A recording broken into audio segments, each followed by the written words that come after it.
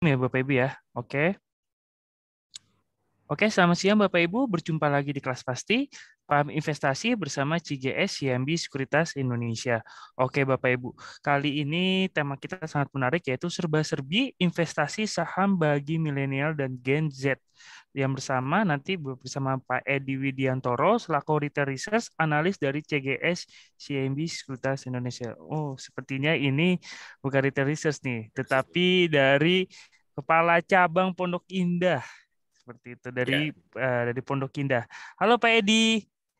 Halo, Mas Wisnu. Apa kabar, Mas? Alhamdulillah baik. Pak Edi, sekarang saat ini WFH atau WFO Pak Edi? Kebetulan hari ini saya WFH, Mas. Udah jarang WFO karena hampir setiap hari udah WFO lagi. Gitu. Oh, udah WFO lagi berarti udah hampir normal nih Pak ya. Hampir normal, betul, Mas. Waduh, iya sih sekarang kita juga rata-rata Pak di perkantoran saat ini kita WFO ya Pak, karena mungkin kita saat ini sudah menuju endemi ya Pak. Jadi semua dilakukan atau aktivitas semua dilakukan di kantor ya Pak. Betul, betul, Mas. Dan kita berharap segera masuk endemi ya. Iya, Pak. Karena kita juga harus, kalau kita lihat, kita juga harus memperbaiki atau meningkatkan kinerja ekonomi kita nih, Pak. Gitu kan. Setelah hampir 2 tahun terpuruk ya, Pak. Betul, betul banget tuh, Mas. Jadi kita juga harus apa ya, memperbaiki ekonomi kita agar jauh lebih baik dari yang sebelumnya, Pak. 2 tahun ke belakang. Maksudnya 2019 kan ya kita aman-aman aja, tapi 2020 sampai hingga masuk 2021 dan 2022 ini kita sempat terpuruk dan akhirnya kita harus memperbaiki lagi, Pak. Dan tetap, Pak, kita juga harus menjaga protokol kesehatan, Pak, sesuai anjuran dari pemerintah ya, Pak. Itu penting, Mas. Karena salah satu tamengnya ya protokol kesehatan. Walaupun sekarang memang kita sudah sama tahu efek yang sekarang kan varian sekarang memang nggak terlalu sehoror yang awal-awal ya, tapi tetap yang Iya, namanya prokes harus prokes dan booster ya sekarang. Karena udah mulai iya, lagi. Pak. Udah wajib, Pak ya, booster ya, Pak. Udah wajib lagi, betul, Mas. Baru aja Iya, nih. karena kita untuk meningkatkan imun kita sih, Pak. Jadi ketika kita sakit atau misalnya kita itu minimalisir menghindari dari virus tersebut sih, Pak. Betul, Seperti Mas. itu. Karena Oke, Pak resikonya Edi. kan ini ya, apa namanya, ekonomi ya. Kalau misalnya Iya, prokes sedikit nggak apa-apa lah, agak capek-capek dikit, tapi kan kita aman, ekonomi aman, kita insya Allah semua happy nanti. iya, Pak, betul. Oke, Pak, sebelum dimulai, Pak, mungkin saya akan ada informasi sedikit nih, Pak, untuk nasabah atau misalnya yang lagi live Facebook maupun yang ada di webinar Zoom ya, Pak. Jadi kita kebetulan ada promo-promo menarik lainnya nih, Pak. Misalnya kita ada Sobat Invest dan tentu aja saya mungkin agak sedikit share screen dulu ya, Pak. Ya, boleh, Mas. Oke, sebentar. Jadi Bapak Ibu saya izin share screen. Jadi Bapak Ibu tentunya bisa langsung mengunjungi website kami di cgscmb.co.id.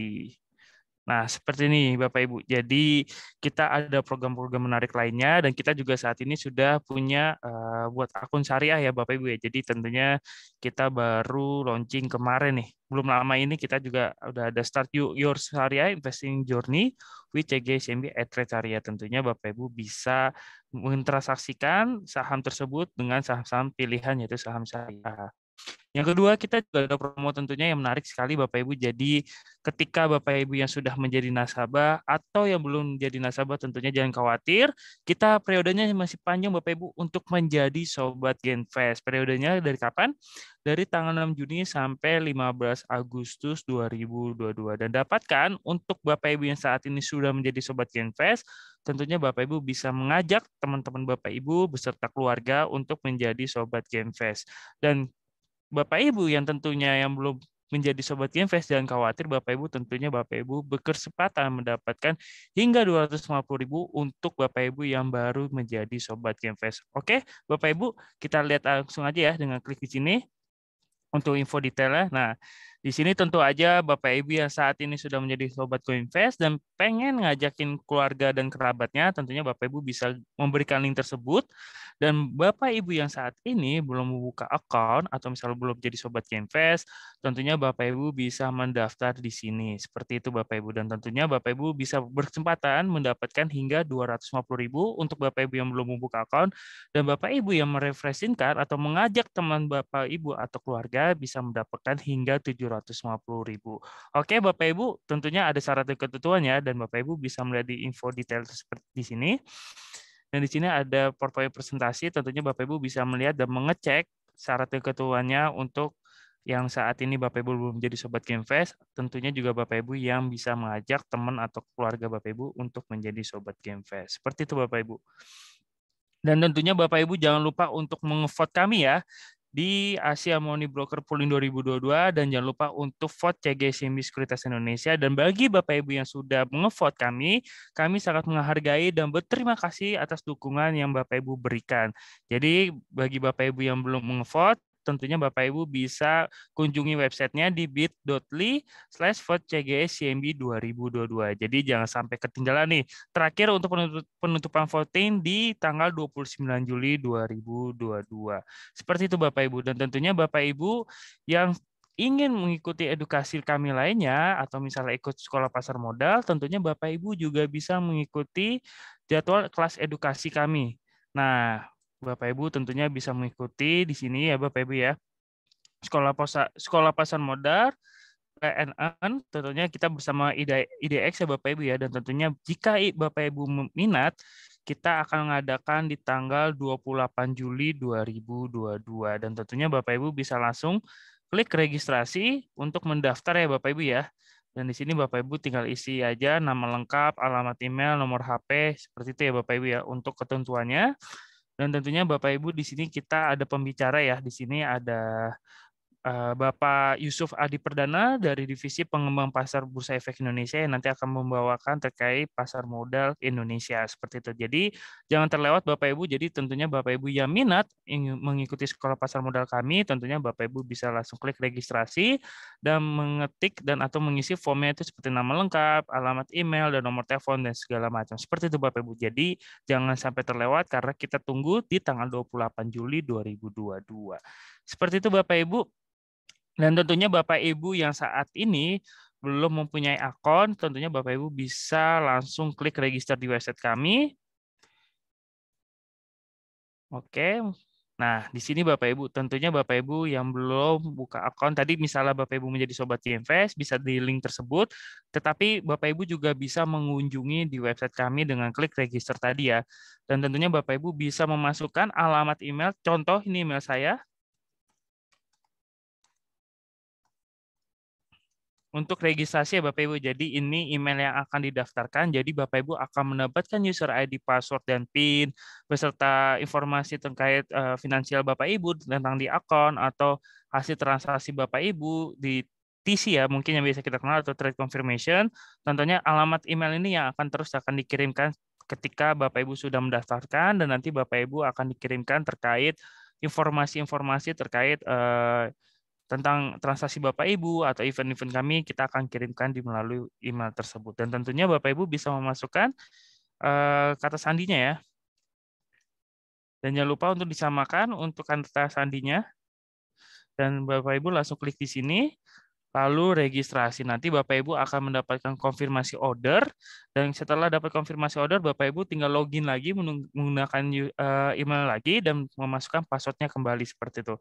Dan tentunya Bapak Ibu juga harus menyiapkan dokumen-dokumen yang penting nih. Seperti itu. Jadi Bapak Ibu bisa langsung mempersiapkan seperti IKTP, MPWP, dan cover buku tabungan. Nah, saat ini mungkin Bapak Ibu yang belum punya cover tabungan atau saat ini tidak punya cover buku tabungan dari tabungan Bapak Ibu, tentunya Bapak Ibu bisa menginformasikan informasi terkait internet banking Bapak Ibu. Jadi terlampir untuk nama lengkap Bapak Ibu dan nomor rekeningnya. Seperti itu Bapak Ibu. Jika mengalami kendala Bapak Ibu bisa meng-email tim CS kami di cso@cgscmb.com dan di sini beserta nomor teleponnya ya Bapak Ibu ya.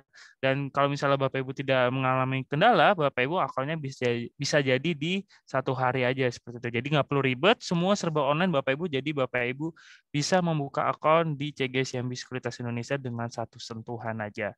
Seperti itu Bapak Ibu. Oke, tak perlu lama-lama lagi. Untuk sesi 1 akan diisi oleh Pak Edi. Waktu dan tempat dipersilakan Pak Edi. Baik, Mas Wisnu. Terima kasih banyak sebelumnya. Assalamualaikum warahmatullahi wabarakatuh. Selamat siang, Bapak Ibu semua yang sudah bersedia meluangkan waktunya untuk hadir dan mengikuti acara pasti pasti saham investasi saya hari ini. Perkenalkan, saya Edi Widiantoro yang kebetulan saat ini diamanakan untuk menjadi branch manager di Galeri Investasi cabang Pondok Indah PT CGS CIMB Sekuritas Indonesia. Sebelumnya saya mengucapkan terima kasih kepada tim dari PT CGS CIMB Sekuritas Indonesia yang sudah bersedia memberikan waktu kepada saya untuk menjadi pembicara di acara hari ini. Semoga Bapak Ibu yang hadir, yang menonton dan mengikuti acara ini lewat Facebook ataupun Zoom ya Pak Wisnu ya, itu semua dalam keadaan baik, dalam keadaan sehat, dan semoga selalu cuan selalu. Dan saya juga berharap semoga materi hari ini bisa nantinya bermanfaat bagi kita semua, Bapak Ibu yang mengikuti acara hari ini. Baik Bapak Ibu, saya coba tampilkan materi hari ini ya. Saya coba share.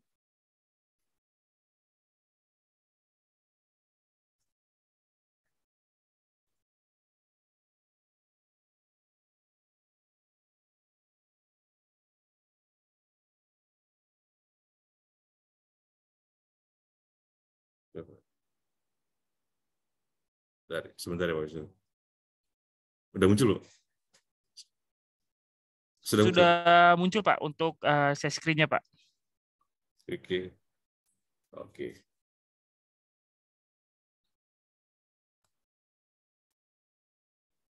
Oke.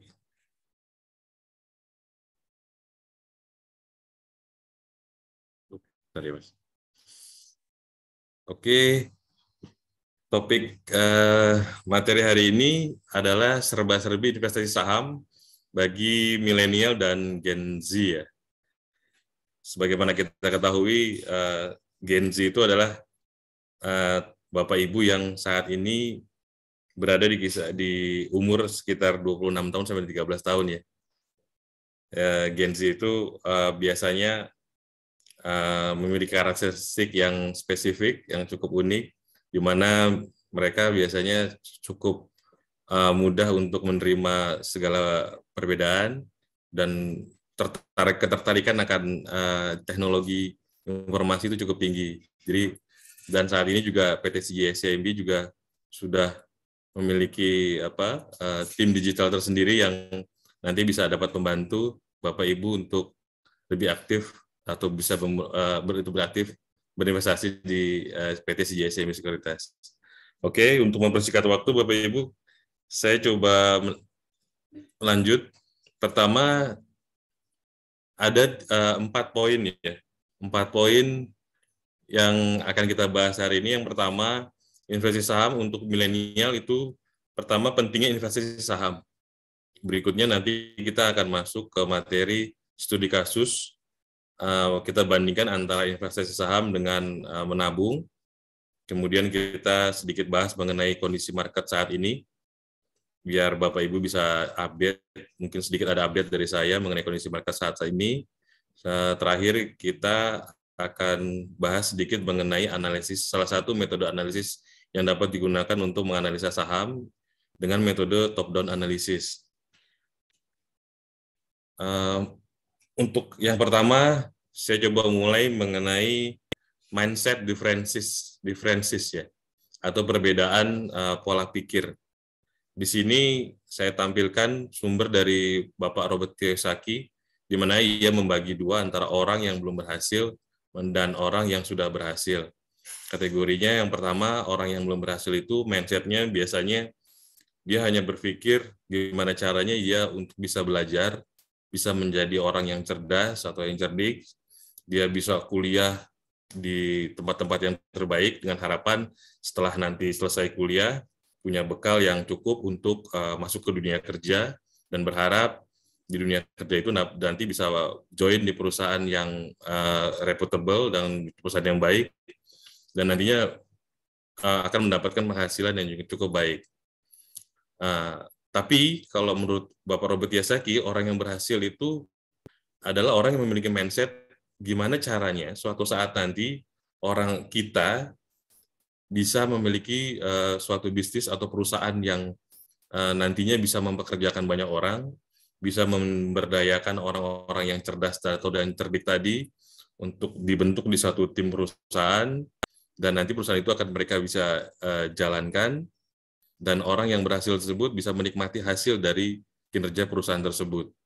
Jadi intinya orang yang berhasil itu akan bisa mengutilisasi semua potensi yang ada di perusahaan untuk meningkatkan value perusahaan. Yang kedua, mindset orang yang belum berhasil, biasanya apabila ia memiliki suatu dana lebih, setelah dipotong segala macam kebutuhan sehari-hari orang tersebut, mereka punya dana lebih, dan kalau orang yang belum berhasil, biasanya dia hanya berpikir gimana caranya untuk menabung. Menabung itu biasanya digunakan untuk sebagai dana cadangan ya, apabila seandainya nanti ada situasi-situasi yang di luar perkiraan mereka. Nah, tapi kalau orang yang sudah berhasil, apabila ada dana lebih yang mereka miliki, mereka akan berpikir gimana caranya untuk menginvestasikan dana tersebut, agar dana tersebut nantinya bisa tumbuh, berkembang, dan nantinya dana pertumbuhan dana tersebut bisa menghasilkan return yang cukup baik bagi dirinya sendiri. Selanjutnya, orang yang belum berhasil biasanya memiliki mindset apabila ia menemui suatu situasi yang sulit dalam hidupnya, dia akan tidak berusaha untuk keluar dari situasi tersebut.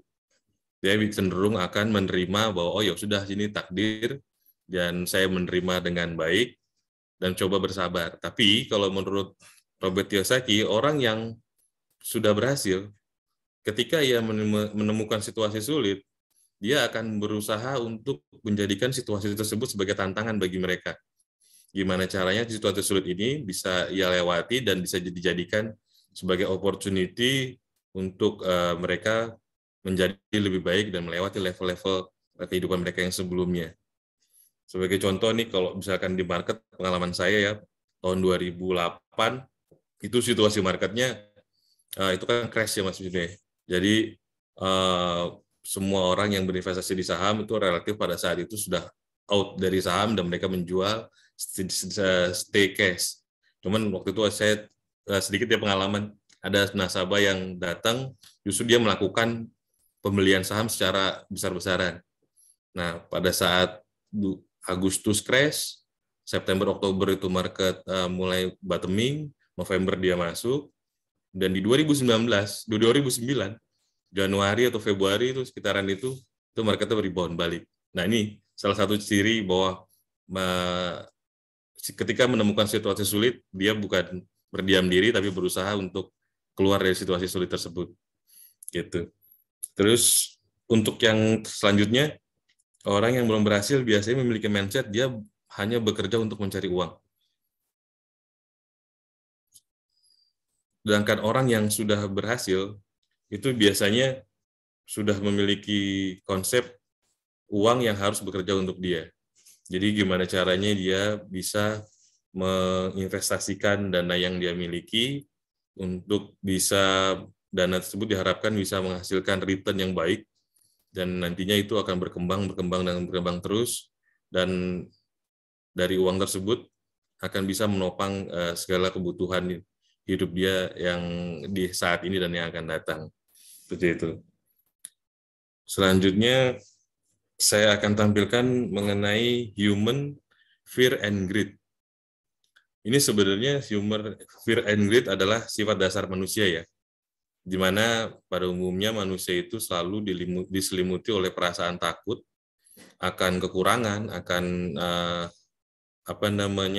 kesulitan. Mungkin itu memang sudah sifat dasar manusia yang diberikan oleh Tuhan ya Mas Yusni, Bapak Ibu sekalian.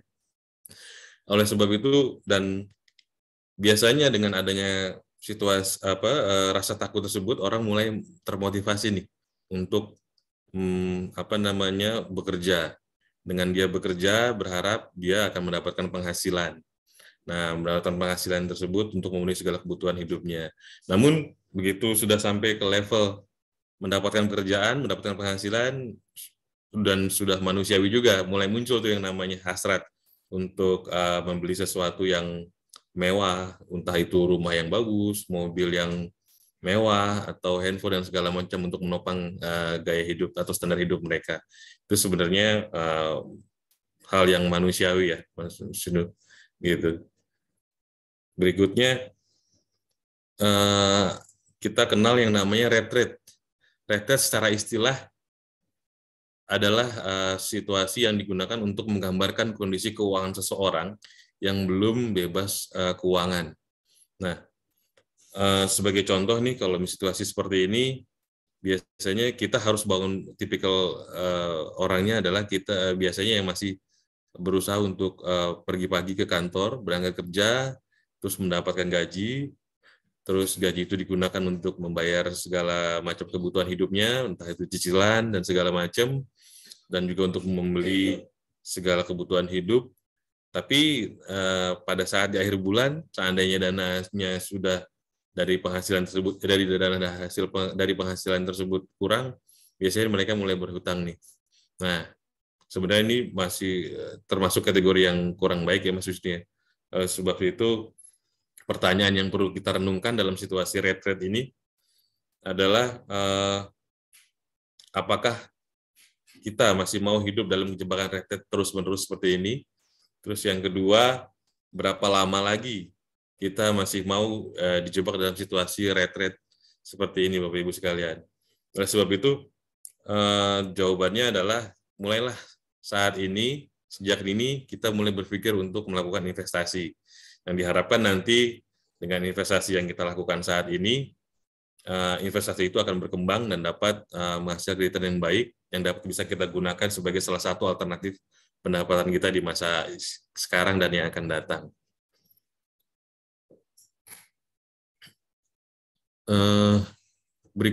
Slide berikutnya adalah mengenai fakta-fakta ya dalam hidup yang tidak bisa kita pungkiri ya Bapak Ibu semua.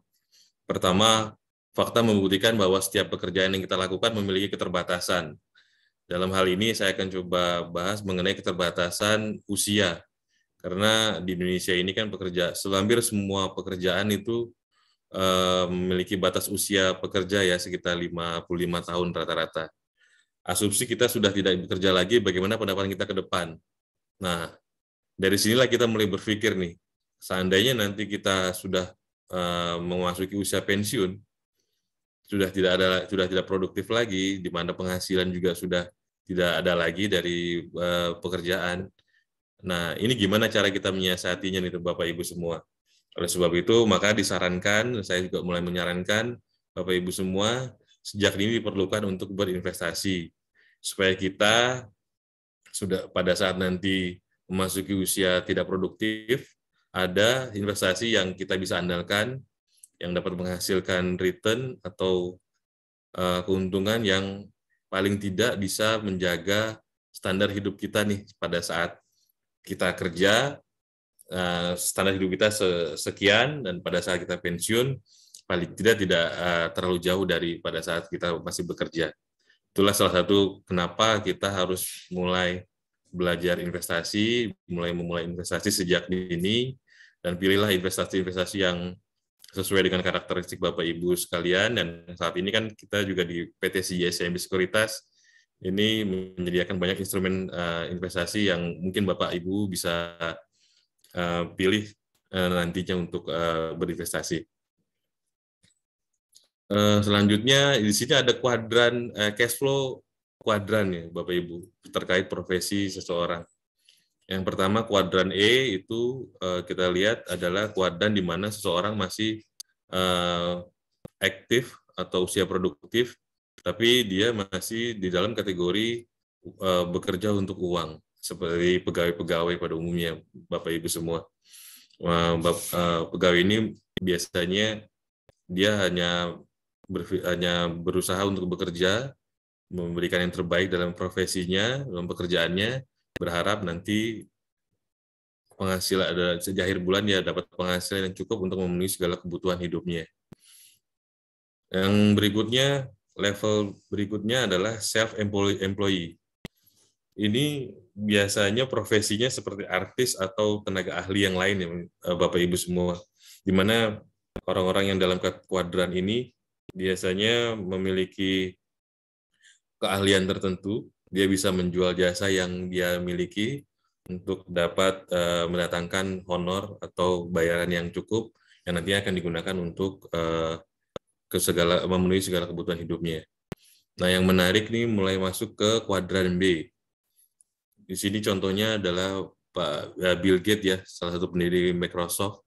Sebagaimana kita ketahui, dia adalah salah satu bisnismen yang cukup sukses di dunia, orang terkaya di dunia juga. Dia sudah masuk kategori money work from you. Jadi dia sudah bisa mengutilisasi dana yang dia miliki untuk bekerja untuk dirinya sendiri. Dia sudah memiliki suatu perusahaan yang besar, perusahaan yang bonafit dan keuntungannya juga cukup besar, dan dia sudah satu level di atas kuadran S ya, Bapak Ibu semua. Yang terakhir, Warren Buffett di kuadran ini adalah bertindak sebagai investor ya. Kategorinya sudah masuk ke kategori investor. Contohnya Bapak Warren Buffett ini, dia merupakan salah satu investor tersukses di dunia yang kita ketahui. Sebagaimana kita ketahui, Bapak Ibu semua, bahwa Warren Buffett ini dia menerapkan pola filosofi investasi seperti value investing. Jadi dia berusaha untuk mengumpulkan data sebanyak-banyaknya terkait suatu perusahaan, terutama di perusahaan yang sudah listing ya di Bursa Efek. Jadi dalam hal ini Bursa Efek US, dia akan mencoba mensimulasikan semua data-data keuangan yang ada. Dia akan menvaluasi setiap perusahaan yang dia ketemukan. Apabila nanti dia menilai harga wajar suatu saham berada di bawah harga teoritisnya, dia akan melakukan investasi di perusahaan tersebut. Misalkan Warren Buffett ini, dia menemukan suatu saham harga pasarnya ini saat ini hanya 200. Cuman nilai valuasi saham itu sebenarnya nilai wajarnya adalah 1000. Nah, biasanya saham-saham seperti ini nih yang akan diincar oleh Pak Warren Buffett ini. Dia akan naruh dana di sana. Nanti dia berharap perusahaan itu akan berkembang, earning-nya akan bagus, karena dia percaya bahwa harga saham itu akan mengikuti dengan earning suatu perusahaan. Ketika perusahaan itu bagus, maka harga sahamnya juga akan bagus, akan meningkat pada saatnya nanti. Seperti itu. Jadi di kuadran B dan kuadran I itu sebenarnya mirip ya, karena di situ mereka sudah masuk ke level yang di mana uang itu sudah bekerja untuk dirinya sendiri. Cuma memang yang membedakan adalah di kuadran B itu biasanya orang di kuadran B ini masih berkecimpung di perusahaan yang bersangkutan, di mana dia masih perlu meeting, melakukan deal sana-sini, sehingga yang membedakan kuadran B dan I adalah faktor waktu ya.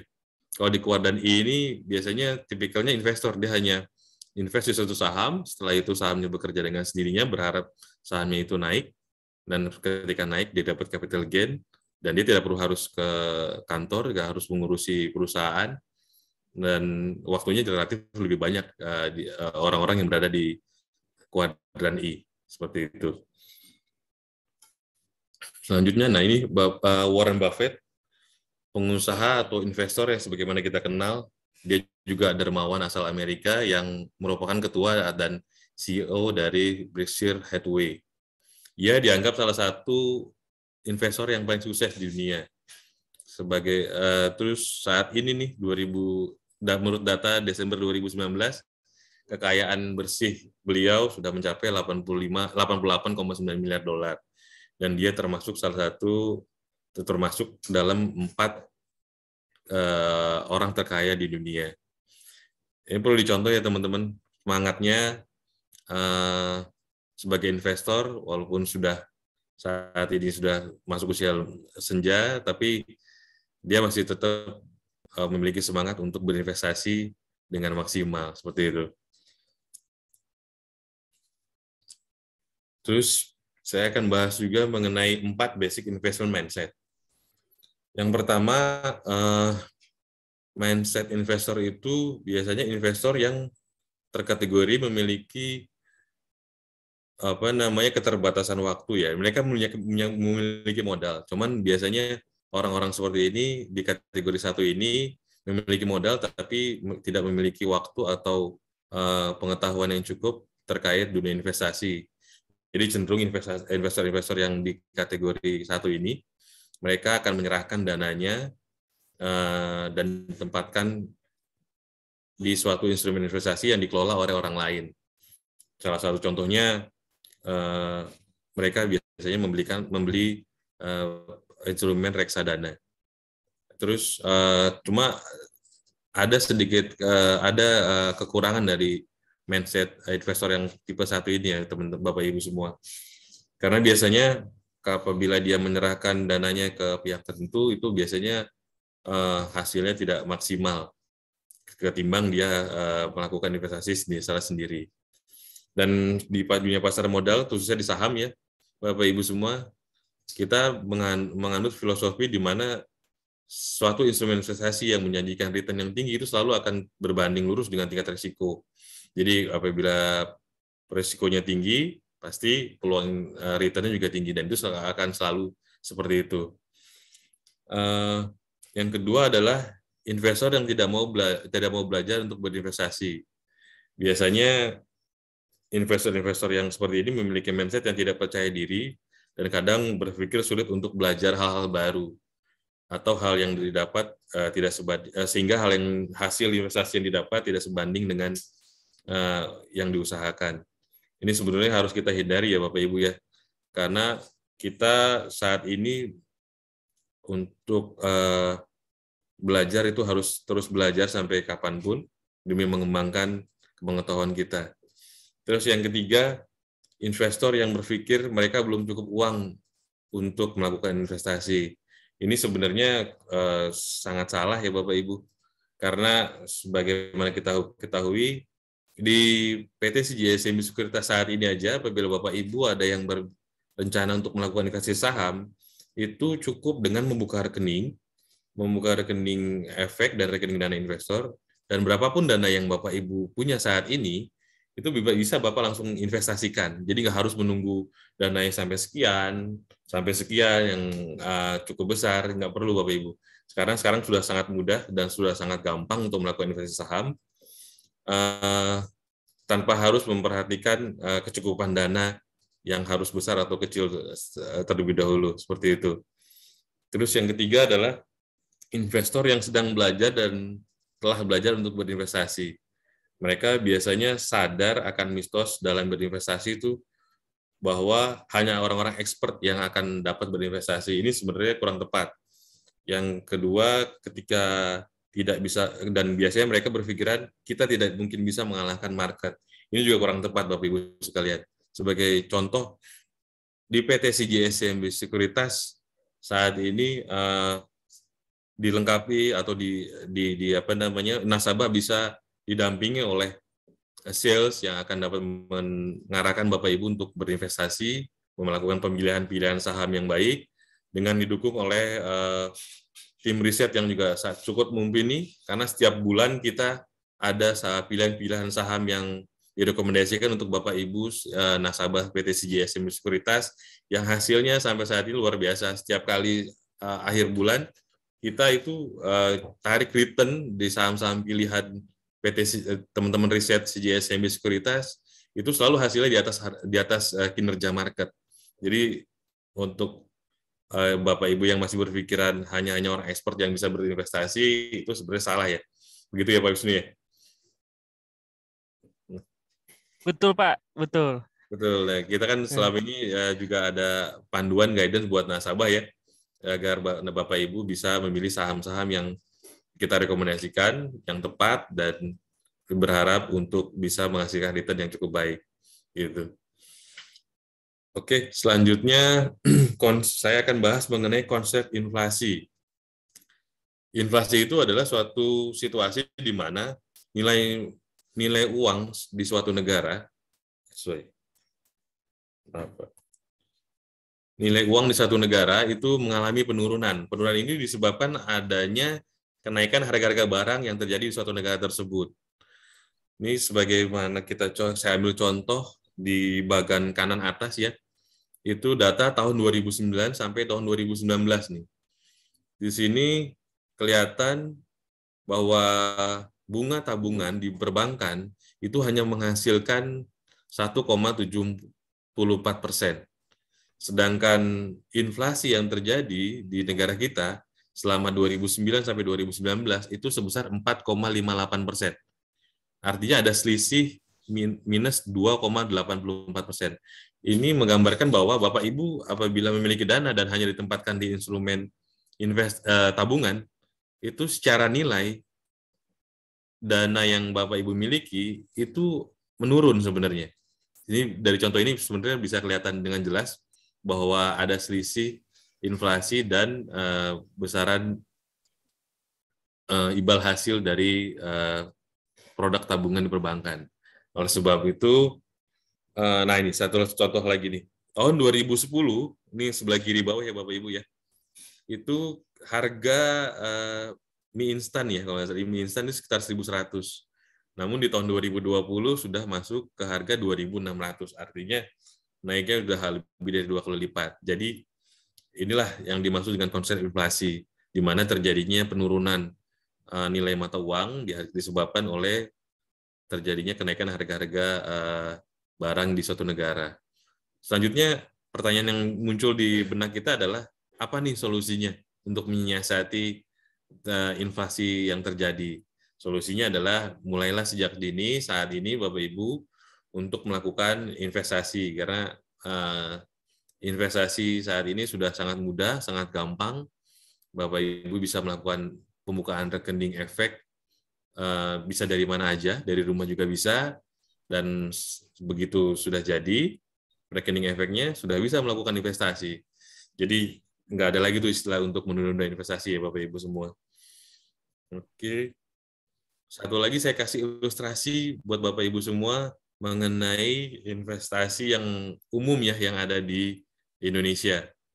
Di sini ada 5 produk investasi. Yang paling bawah adalah tabungan. Yang kedua emas yang warna biru ya Bapak Ibu grafiknya. Terus ada deposito yang warna grafiknya emas warna kuning, deposito warna biru, obligasi warna merah, dan saham warna hijau. Di sisi kiri bawah kita lihat inflasi selama tahun 2008 sampai tahun 2021 Desember, ini sumbernya dari Bursa Efek Indonesia ya Bapak Ibu semua, jadi sumbernya memang valid. Ini kita bisa lihat hasilnya. Kalau Bapak Ibu hanya menaruh dananya di tabungan dari 2008 sampai dengan 2021, itu pertumbuhannya hanya 87,22%. Kenaikan return Bapak Ibu semua di tabungan. Nah, kalau di instrumen emas itu kenaikannya 116,18%. Untuk di deposito itu kenaikannya 165,9%. Obligasi negara 192,6%. Nah, yang menarik adalah di investasi saham. Ini yang paling menonjol Bapak Ibu yang garis hijau. Itu return-nya dari 2008 sampai 2021 sebesar 474,8%. Ini cukup fantastis, dan dengan data ini saya bisa menyarankan untuk Bapak Ibu untuk mulai saat ini berpikir untuk melakukan investasi di instrumen saham ya Bapak Ibu.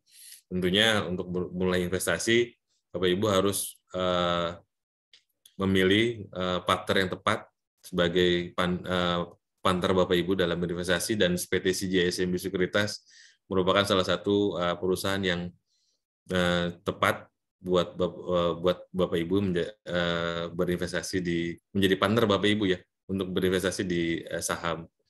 Dan bagi Bapak Ibu yang berada di sekitaran Pondok Indah atau Jakarta Selatan, Bapak Ibu bisa nanti apabila ada informasi terkait investasi saham yang masih mau ditanyakan setelah acara ini, Bapak Ibu bisa berkunjung di kantor kami, itu yang di alamatnya di Gedung CIMB Niaga Icon, Jalan Metro Pondok Indah, Sektor 3.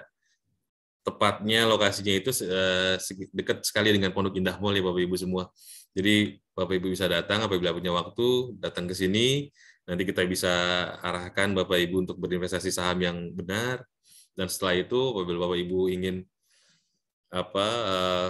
melakukan shopping, hanya sekitar 10 menit Bapak Ibu dari kantor kami ke Pondok Indah Mall, seperti itu. Oke. Selanjutnya, saya akan bahas mengenai apa aja sih keuntungan investasi saham. Investasi saham adalah keuntungan investasi saham investasi saham adalah membeli aset berupa efek surat berharga yang diterbitkan oleh perusahaan publik dan mengharapkan keuntungan dengan dan tanpa jangka waktu tertentu dengan cara menjual efek tersebut. Terus beberapa keuntungan investasi saham antara lain adalah yang pertama capital gain. Capital gain ini adalah selisih antara harga pembelian saham yang Bapak Ibu lakukan dengan harga jual saham ketika Bapak Ibu melakukan realisasi penjualan. Jadi misalkan Bapak Ibu ada melakukan pembelian saham Bank BRI di harga misalkan asumsi di 4.000. Setelah 2 bulan Bank BRI itu ternyata harganya meningkat menjadi 4.500 ketika Bapak Ibu jual di 4.500. Nah, 500 itu adalah capital gain yang dapat Bapak Ibu realisasikan. Selanjutnya ada keuntungan berupa dividen. Dividen ini adalah sebagian keuntungan yang berasal dari laba bersih perusahaan yang biasanya di akhir tahun akan dibagikan kepada seluruh pemegang saham. Berikutnya, oke, sebentar saya geser dulu. Dengan berinvestasi saham, Bapak Ibu dapat memiliki bisnis atau perusahaan yang di mana sahamnya Bapak Ibu beli. Jadi Bapak Ibu tidak harus memiliki cukup modal yang besar, menyediakan modal yang besar. Jadi modalnya hanya relatif kecil, Bapak Ibu sudah bisa melakukan pembelian perusahaan dan Bapak Ibu sudah dianggap memiliki perusahaan tersebut. Gimana caranya Bapak Ibu bisa dianggap memiliki perusahaan tersebut? Karena setiap nasabah yang melakukan pembelian saham itu akan melekat hak-hak nasabah sebagai pemilik perusahaan. Misalkan pada saat pembagian dividen, Bapak Ibu akan dapat dividen. Dan itu otomatis akan masuk ke rekening Bapak Ibu di rekening efek tempat pembukaan rekening Bapak Ibu semua. Kemudian pada saat perusahaan melakukan corporate action seperti rapat umum pemegang saham, Bapak Ibu akan mendapatkan undangan untuk menghadiri rapat umum pemegang saham dan suara Bapak Ibu juga akan berpengaruh atau Bapak Ibu berhak untuk melakukan ikut voting dalam RUPS tersebut yang nantinya menentukan arah kebijakan perusahaan ke depan. Seperti itu Bapak Ibu. Oke, selanjutnya. Keuntungan berikutnya adalah likuiditas yang tinggi. Dengan likuiditas ini artinya adalah kesempatan Bapak Ibu apabila Bapak Ibu ingin melakukan pembelian dan penjualan instrumen saham, itu likuiditasnya sangat tinggi karena Bapak Ibu bisa kapan aja melakukan penjualan, dan apabila Bapak Ibu jual, sahamnya pasti akan terjual. Jadi nggak harus menunggu sampai jangka waktu tertentu baru bisa melakukan penjualan. Jadi kapanpun Bapak Ibu ingin melakukan pembelian ataupun penjualan, itu Bapak Ibu tinggal melakukan penjualan dan pembelian melalui mekanisme yang sudah ada, dan itu pasti terjual. Seperti itu. Yang berikutnya lagi adalah pajak rendah dan pajaknya final. Instrumen investasi saham itu pajaknya hanya sebesar 0,1% ya Bapak Ibu, dan itu sudah final ditetapkan oleh Dirjen Pajak. Jadi misalkan Bapak Ibu melakukan investasi saham, itu akan dikenakan biaya fee transaksi ya Bapak Ibu ya. Misalkan pada umumnya fee transaksi itu sebesar 0,2 untuk transaksi beli, 0,3 untuk transaksi jual. Nah, kenapa jualin 0,3? 0,3 ini adalah terdiri dari 0,2 fee transaksinya tersendiri, dan 0,1 itu adalah pajaknya. Jadi pajaknya cuma di 0,1 itu aja dan nggak ada pajak-pajak lain. Dan pajaknya sudah final Bapak Ibu semua. Dan seandainya nanti Bapak Ibu ada keuntungan dari saham, sudah tidak ada lagi tuh pajak-pajak yang harus Bapak Ibu bayar di akhir tahunnya. Gitu. Jadi Bapak Ibu hanya cukup melaporkan, biasanya kalau ntar di akhir tahun, Bapak Ibu kan suka mengisi SPT. Nah itu di SPT hanya cukup melaporkan saja tanpa ada harus kewajiban membayar pajak-pajak yang lain. Seperti itu. Terus investasi saham juga diatur dan diawasi oleh OJK. Jadi relatif aman ya Bapak Ibu semua dari segi keamanannya. Karena semua sekuritas yang ada di Indonesia sudah diawasi oleh OJK.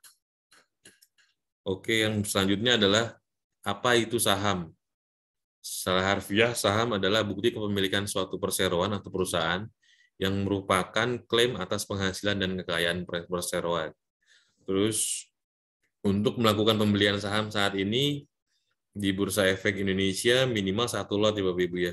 1 lot itu terdiri dari 100 lembar. Ini sebenarnya aturannya juga relatif baru, karena pada saat saya awal masuk ke sekuritas, mulai bekerja di sekuritas, itu satu sahamnya, satu lotnya itu terdiri dari 500 lembar. Nah, saat ini bursa mulai melakukan penyesuaian, di mana satu lotnya itu dilakukan penyesuaian dan lebih kecil. Diharapkan tujuannya adalah semoga semua masyarakat Indonesia bisa melakukan investasi saham, jadi tanpa harus modal yang cukup besar. Karena secara lembarnya kan juga dikecilin nih.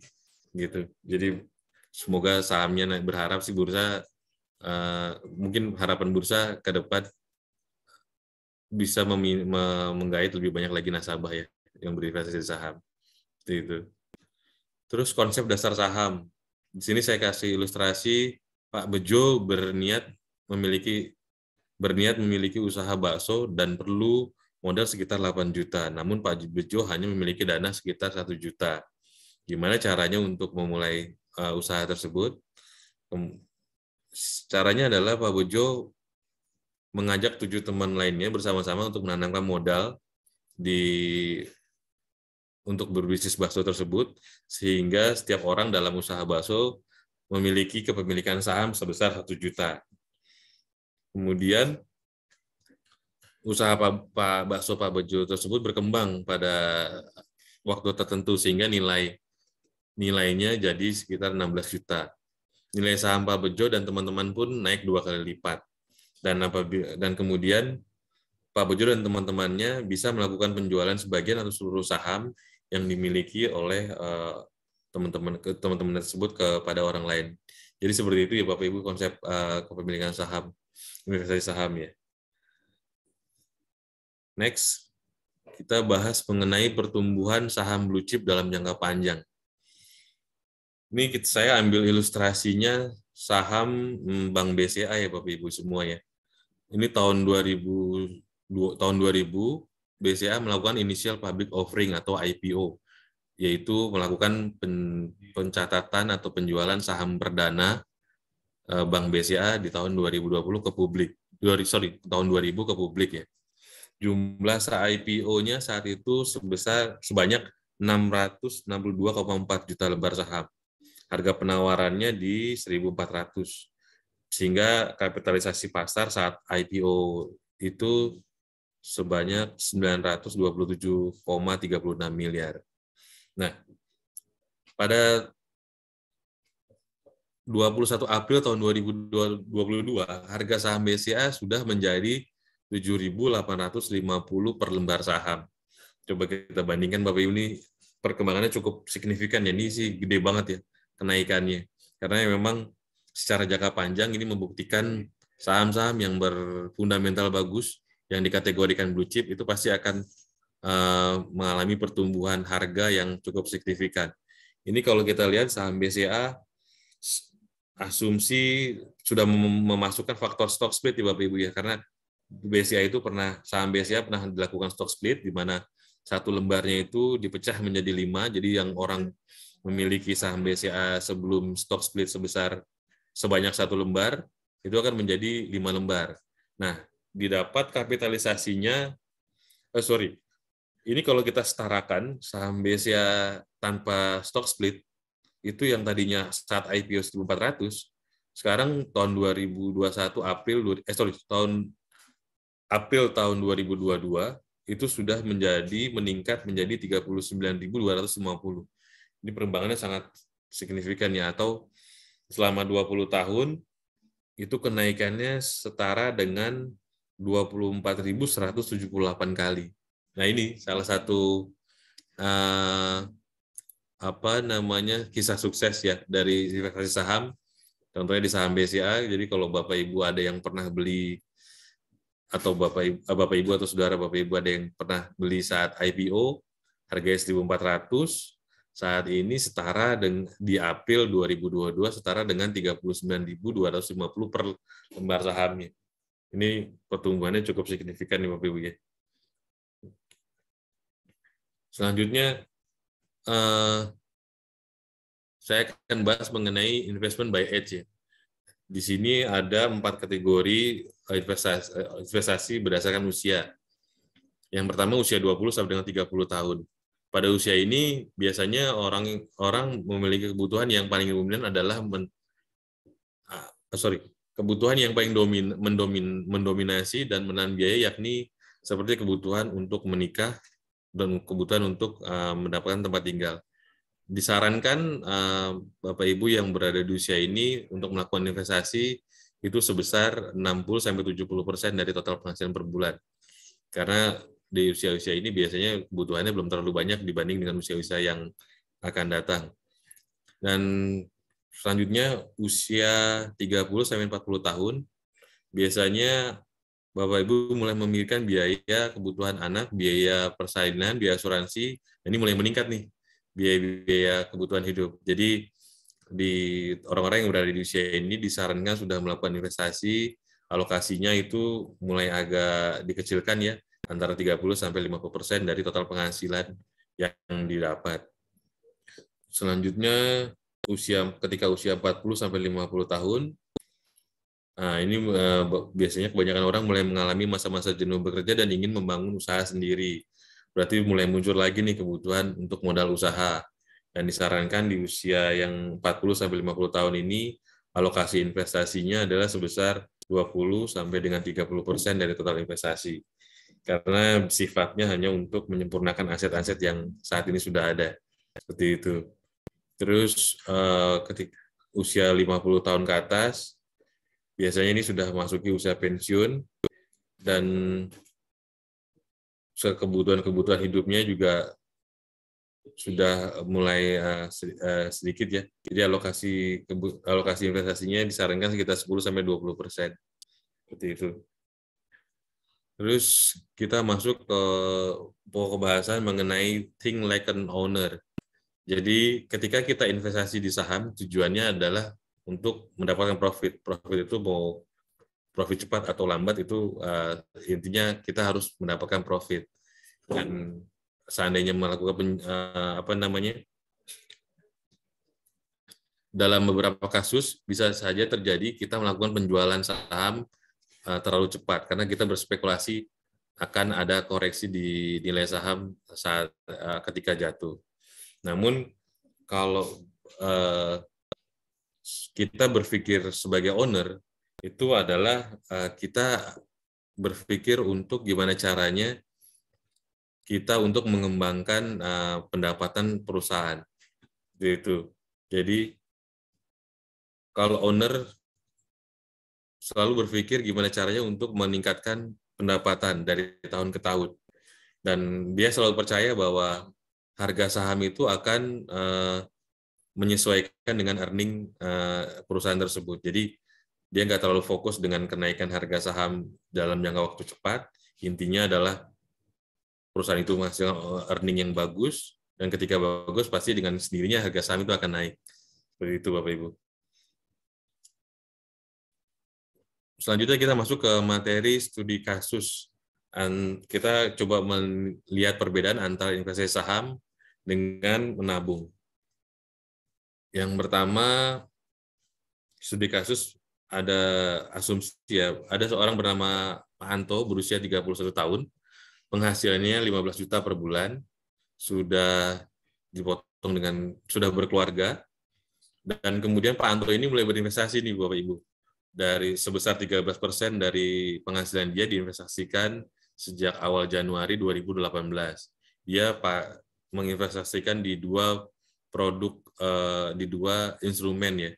Pertama tabungan 1 juta, saham dia satu lagi dia investasikan saham Bank BRI 1 juta.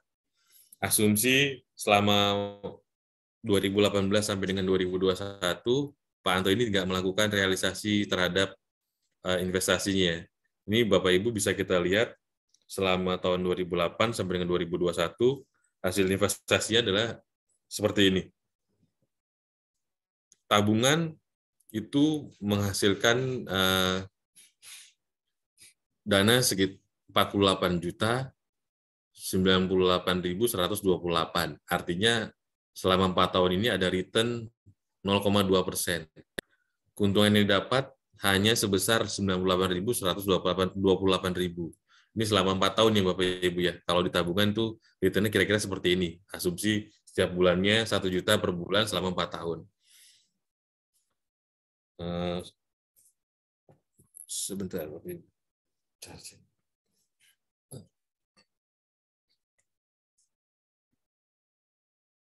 Terus kita lihat perbedaannya nih. Ketika Pak Anto melakukan investasi dengan melakukan pembelian saham BRI, itu dana yang dihasilkan menjadi Rp59.656.803. Return-nya selama 4 tahun 29,3%. Cukup besar ya Bapak Ibu ya, selisihnya antara tabungan dengan investasi saham Bank BRI selama 4 tahun. Jadi dengan melihat ilustrasi seperti ini, mungkin dapat memberikan gambaran ke Bapak Ibu yang saat ini sudah mulai berminat untuk melakukan investasi. Saya sarankan untuk melakukan investasi sesegera mungkin dan sesaat ini mungkin, seperti itu.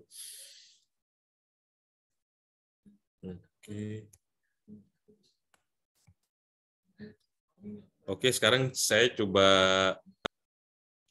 sedikit ngasih gambaran kondisi market kita saat ini ya Bapak Ibu ya.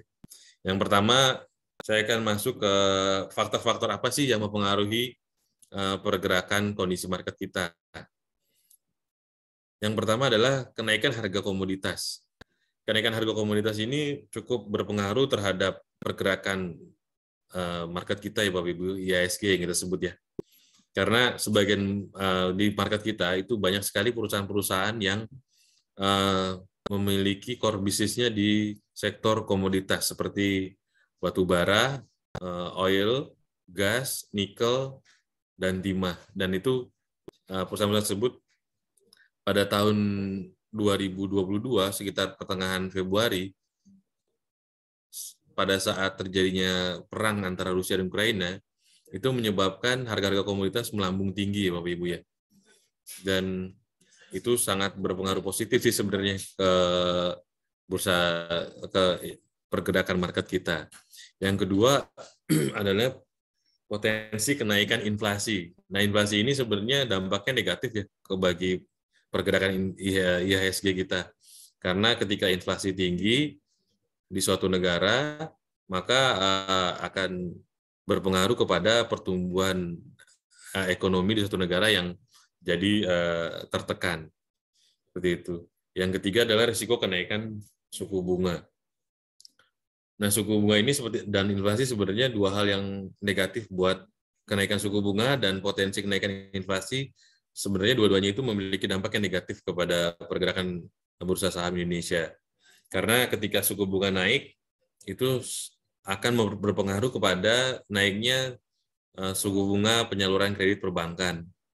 Jadi dunia usaha yang tadinya menikmati bunga rendah, ketika suku bunga dinaikkan, itu akan mengalami kenaikan biaya juga. Dan itu dampak selanjutnya adalah akan menekan pertumbuhan ekonomi. Dan pertumbuhan ekonomi tertekan, otomatis pergerakan harga saham pun juga akan tertekan.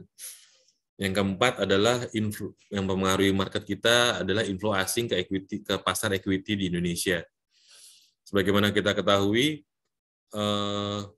sebagian besar ya sampai saat ini investor-investor yang ada di Bursa Efek Indonesia itu masih didominasi oleh investor-investor asing. Jadi ketika ada inflow asing ke market kita, itu biasanya akan berpengaruh, dan pengaruhnya sih positif kalau ada inflow ya. Tapi justru sebaliknya ketika ada outflow, itu pengaruhnya akan negatif kepada pergerakan IHSG kita. Yang kelima, potensi terjadinya krisis di US. Ini sampai topik-topik ini adalah topik yang saat ini sedang kita alami ya, dan kita cermati ya Bapak Ibu semua. Karena sebagaimana kita ketahui, bursa kita adalah bursa yang saling terkait dengan bursa global. Jadi apabila ada situasi buruk di tempat lain, apalagi di US yang saat ini masih menjadi patokan ekonomi dunia, apabila terjadi sesuatu di sana, pasti akan berpengaruh juga ke bursa kita. Dan apabila terjadi krisis di sana, otomatis itu akan berdampak negatif dan menjadi tekanan bagi pergerakan bursa efek Indonesia. Itu Bapak Ibu. Selanjutnya, saat ini kita juga sedang menghadapi yang namanya potensi kenaikan inflasi ya Bapak Ibu ya. Inflasi ini bersumber dari harga komoditas yang naik sejak awal Februari, menyebabkan harga-harga juga naik karena kos produksi perusahaan-perusahaan juga naik. Nah, itu yang menyebabkan inflasi kita juga naik. Tipikal inflasi seperti ini biasanya kita sebut sebagai cost push inflasi ya, di mana inflasi itu bersumber dari naiknya harga-harga barang.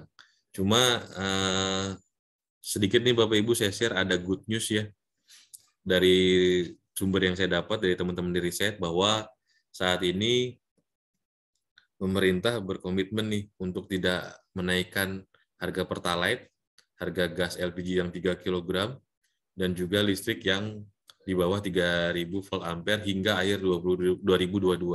Karena kalau kita lihat di sini harga solar yang dijual di SPBU Pertamina ya, itu kan besarannya sebesar 5.150. Padahal harga aslinya kalau kita ketahui harga solar itu nggak segitu. Harga 5.150 itu adalah harga diskon 70% dari harga wajarnya. Begitu juga Pertalite, harga Pertalite di SPBU Pertamina yang sebesar 7.650 itu sebenarnya 50% dari harga aslinya.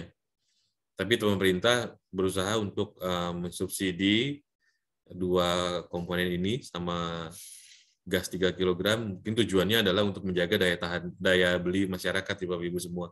Karena kalau misalkan tidak disubsidi, inflasinya akan naik nih. Asumsi misalkan Pertalite naik 50%, itu akan menyumbang inflasi sekitar 1,8%. Dan apabila solar dan Pertalite dinaikkan 100%, itu akan menyumbang inflasi sebesar 3,9%. Ini dari dua solar dan Pertalite aja, belum kebutuhan yang lain, bahan-bahan kebutuhan yang lain ya. Jadi oleh sebab itu makanya pemerintah berusaha semaksimal mungkin untuk melakukan subsidi agar harga dua komponen ini tidak naik. Kalau dari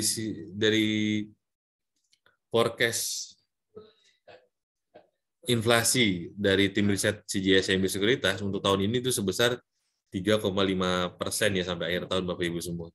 Semoga semua ini bisa tetap dijaga, para pemangku kebijakan juga bisa mengambil kebijakan-kebijakan yang tepat sehingga situasi sulit ini bisa kita lalui dengan baik nantinya.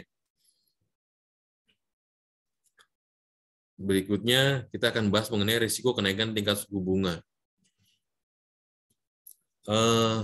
Estimasi kenaikan tingkat suku bunga yang diprediksi oleh tim CMB Sekuritas, Bapak Ibu, itu kita akan ada lagi tiga kali kenaikan ya tahun ini ya Bu ya, dan masing-masing sebesar 25 basis poin. Itu diperkirakan akhir tahun prediksinya tingkat suku bunga di Indonesia sebesar 4,25%. Nah, suku bunga ini merupakan satu peluru ya untuk meredam inflasi. Oleh sebab itu, inflasinya kita kan sudah jalan duluan, sudah naik duluan. Sampai saat ini BI masih belum melakukan kenaikan suku bunga karena mungkin dirasa kenaikan inflasi yang terjadi saat ini masih relatif di dalam range BI, sehingga BI belum melakukan kenaikan tingkat suku bunga, tapi tidak menutup kemungkinan ke depan sepertinya BI juga akan melakukan kenaikan tingkat suku bunga untuk meredam inflasi yang terjadi. Selanjutnya ini ada grafik inflow dan outflow asing ke ekuitas di Indonesia ya Bapak Ibu ya. Kalau kita lihat untuk pasar obligasi yang sebelah kiri atas Bapak Ibu itu sudah terjadi outflow ya, di mana net sell di pasar obligasi sampai Juni kemarin itu sebesar 1 miliar dolar. Dan net sell di ekuitas Juni kemarin itu sudah terjadi juga outflow asing di pasar saham kita sebesar 438 juta dolar ya. Tapi kalau kita lihat yang kanan secara akumulasi pasar saham kita relatif masih mencatatkan net inflow ya Bapak Ibu ya. Itu secara akumulasi setahun ini itu masih akumulasinya 6,3 miliar dolar. Tapi kalau untuk yang pasar obligasi tetap secara akumulasi masih outflow ya, sebesar lumayan besar di Bapak Ibu 13,7 miliar dolar. Ini sebenarnya memang mengindikasikan bahwa pasar kita saat ini dalam kondisi yang tidak baik-baik aja sebenarnya. Jujur seperti itu memang keadaannya. Oleh sebab itu saya sarankan Bapak Ibu yang sudah melakukan investasi di saham mulai melakukan selective buying, siapkan cash yang cukup untuk buffer ya seandainya memang ada terjadi tekanan di pasar kita, nantinya kita bisa melakukan pembelian pada saat saham-saham itu misalkan ada koreksi seperti itu. Dan ketika nanti sudah, kita yakin suatu saat pasti pasar saham akan membaik dengan sendirinya ketika situasi ekonomi juga membaik, dan disitulah nanti Bapak Ibu akan bisa merasakan atau bisa merealisasikan gain. Terus yang jadi kekhawatiran kita berikutnya adalah potensi terjadinya krisis di US. Sebagaimana yang tadi saya sebutkan sebelumnya, investasi pasar saham kita juga merupakan bagian dari pasar global ya. Jadi ketika ada krisis di US itu pasti akan berdampak kepada pasar saham kita, dan itu akan menimbulkan tekanan juga terhadap kinerja pasar saham di Indonesia, di Bursa Efek Indonesia. Itu. Terus ciri-ciri nih ya di Bapak Ibu terjadinya potensi krisis di US. Yang pertama adalah US Treasury yang tenor 2 tahun itu yield-nya lebih tinggi dibandingkan US Treasury yang tenornya 10 tahun. Ini salah satu ciri akan adanya potensi krisis, karena kalau kondisi normal US Treasury yang umurnya 10 tahun, yang jatuh tempo 10 tahun, itu biasanya yield-nya akan lebih tinggi dibandingkan US Treasury yang umurnya 2 tahun, yang lebih rendah. Karena biasanya memang pola teori investasinya seperti itu. Yang lebih panjang harusnya menghasilkan return yang lebih baik. Cuma itu dalam kondisi normal. Tapi kalau misalkan kondisi yang lagi nggak normal, itu kondisinya sebaliknya. Yang kedua adalah ciri-ciri terjadinya krisis US. Di US sendiri berdasarkan Bloomberg, ini tingkat kemungkinan US masuk ke dalam resesi sudah naik Bapak Ibu. Dari yang bulan Maret itu sebesar 5% peluang terjadinya krisis, sekarang sudah di 31%. Seperti itu. Jadi sekali lagi saya sarankan Bapak Ibu yang sudah mulai melakukan investasi di saham untuk mulai melakukan selective buying dan tidak all out dulu sementara, sambil kita melihat dan mencermati situasi yang ke depan seperti apa. Oke. Selanjutnya ini kita tampilkan juga data S&P versus ISG. Di mana kita ketahui di sini korelasinya ISG dengan S&P 0,9%. Dan ini artinya apabila S&P naik, ISG juga cenderung naik, dan begitu juga sebaliknya. Nah, ini S&P sudah turun duluan nih Bapak Ibu nih. Dan ISG kita masih relatif turunnya masih belum banyak. Jadi sekali lagi tetap cermat dalam berinvestasi dan lebih berhati-hati sambil mencermati situasi ke depan. Saya masuk juga ke bahas mengenai evaluasi ISG. ISG saat ini tercermin di sini bahwa ISG itu tidak murah-murah banget ya Bapak Ibu, dan cenderung terkategori mahal. Di PE ISG kita itu premium sekitar 50% dibanding MSCI.